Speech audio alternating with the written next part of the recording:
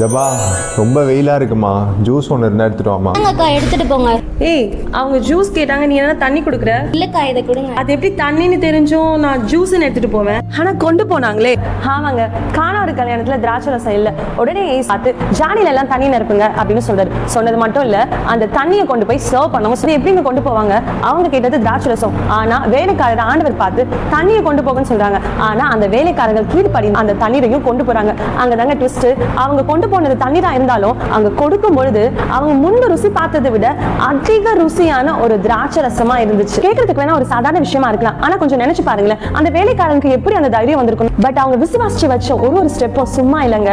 அவங்க வச்ச ஒரு ஸ்டெப்பும் சாதாரண ஒரு தண்ணீரை திராட்சை ரசமா மாத்தணும்னு சொன்ன. இன்னைக்கு நீங்க போயிட்டு இருக்கவே ஒருவேளை புரியாம இருக்கலாம். ஆண்டவர் சொன்ன வார்த்தை உங்க வாழ்க்கையை பார்க்கும் போது லாஜிக்கே இல்லாம இருக்கலாம். பட் நீங்க ஆண்டவர் விசுவாசிச்சு வைக்கிற ஒரு ஸ்டெப்ஸும் உங்க வாழ்க்கையை மாத்த போகிற பெரிய ஆசீர்வாதம்னு சொல்லி உங்க வாழ்க்கையில கூடிய சீக்கிரமா நீங்க உணர்ந்து கொள்வீங்க. ஆமாங்க, ரெடி. ஏன்னா இந்த பைபிள் இருக்க வார்த்தை ஏதோ கதையோ இல்ல சினிமால சொல்ற டயலாகோ இல்லைங்க, உண்மை. ருசிச்சு பாருங்க.